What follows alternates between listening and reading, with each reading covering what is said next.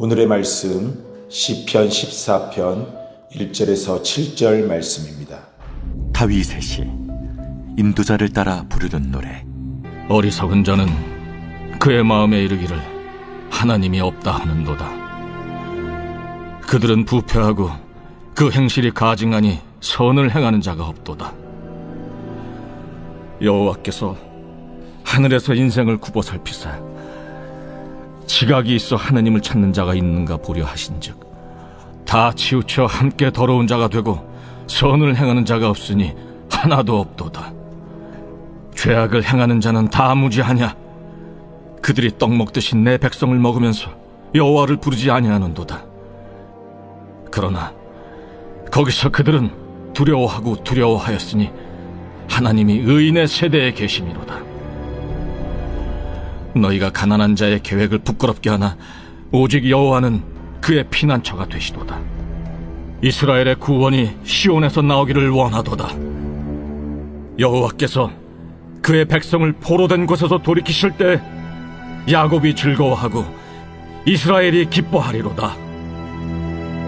오늘 본문은 어리석은 사람의 인생관으로 시작합니다. 그것은 바로 하나님이 없다고 하는 것입니다. 이런 말을 하는 어리석은 자는 히브리어로 나발입니다. 다윗의 생애 속에 나발이라는 이름을 가진 자가 있었죠. 바로 그의 아내가 된 아비가일의 전 남편입니다. 이 나발이라는 말의 뜻은 아는 것이 없는, 즉 지식이 부족한 것을 가리키는 것이 아니라 도덕적으로 결함이 있는 것을 가리키고 있습니다.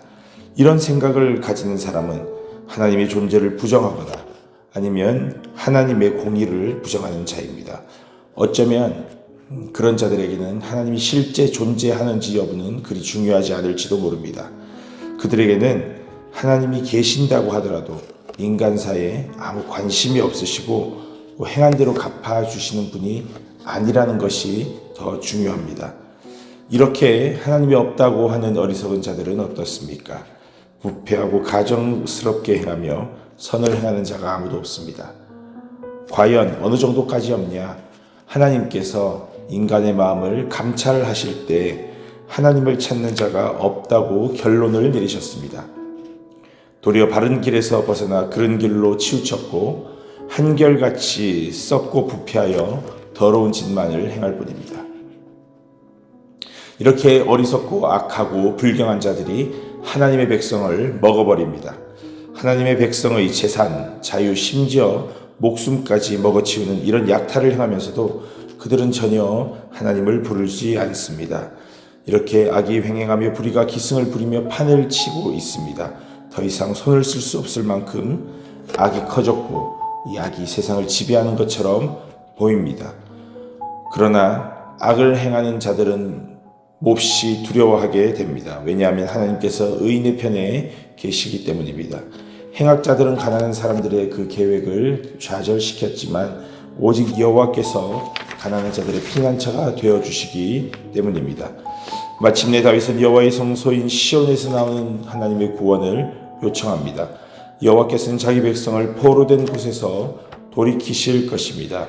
다윗은 바로 그때를 하나님의 때로 확신하며 온 이스라엘이 함께 기뻐하게 될 것을 소망합니다. 사랑하는 사도교회 성도 여러분, 오늘 다윗의 시를 보며 우리 자신을 돌아보기 원합니다. 나는 과연 어떤 사람입니까? 입으로는 주님의 이름을 부르고 겉으로 보기에는 믿음이 있는 것처럼 보이지만 하나님이 보실 때 나의 속사람은 과연 어떻습니까? 나는 하나님이 계신 것을 확신하며 살고 있습니까? 그렇다면 내 삶의 행동, 말, 그리고 내 생각까지도 모두 하나님을 의식하며 살고 있어야 합니다. 만약에 나의 삶에 하나님을 의식하는 것이 없거나 부족하다면 나는 본문에서 말하는 어리석은 사람입니다. 하나님이 없다고 생각하지는 않지만 하나님이 나의 삶에 그 선악한 행동에 개입하지 않으시고 내버려 두신다는 표현이 과하다면 그저 지켜보기만 하시는 하나님이라고 여기는 것입니다. 오늘날 그리스도인이라고 자처하는 사람들 중에 하나님을 의식하지 않고 사는 사람들이 더러 보입니다. 그들은 일주일에 한 번 내지 몇 번 예배당에 나와서 예배하고 봉사도 열심히 합니다. 교회에서는 그들의 신앙이 참으로 귀하고 하나님이 기뻐하시는 삶을 사는 것처럼 보입니다. 그런데 일상으로 돌아갔을 때는 어떻습니까? 마치 하나님이 간섭하시지 않는 것처럼 자신의 이익과 욕심을 따라 행하고 있지는 않습니까? 믿음의 기업인으로 숱하게 교계의 주목을 받던 모 회장님이 정작 자기 회사의 비정규직을 탄압하던 모습을 우리는 기억합니다. 나에게 그렇게 휘두를 만한 힘이 실제 없다고 할지라도 우리 마음속은 어떻습니까? 내게 그런 힘이 있다면 나는 그 힘을 약자를 향해 휘두르지 않는다고 절대 장담할 수 있겠습니까? 그런 일 행하지 않는다고 자신할 수 있겠습니까? 아마 아무도 그렇게 장담하지 못할 것입니다. 그래서 사도 바울은 로마서 3장에서 오늘 본문 1절에서 3절을 인용하면서 이런 우리가 다 죄 아래에 있다고 말씀합니다. 죄 아래에서 결코 하나님을 찾을 수도 없고 하나님을 알지도 못하고 선을 행할 수 없는 죄인들이라고 말합니다.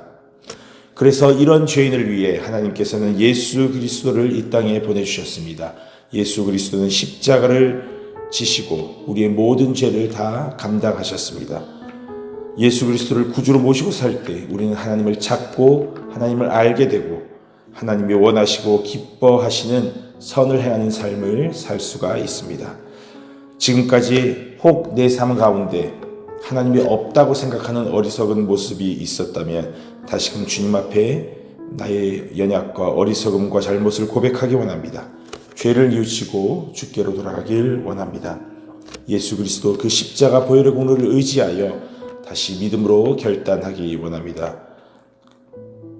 그럴 때 우리 안에 부어주시는 성령의 능력으로 다시금 일어서서 내 삶의 순간순간마다 하나님을 인정하고 하나님을 의식하며 하나님이 원하시는 선한 일을 행하는 그러한 믿음의 삶을 살아가는 우리 모두가 되기를 간절히 소망합니다.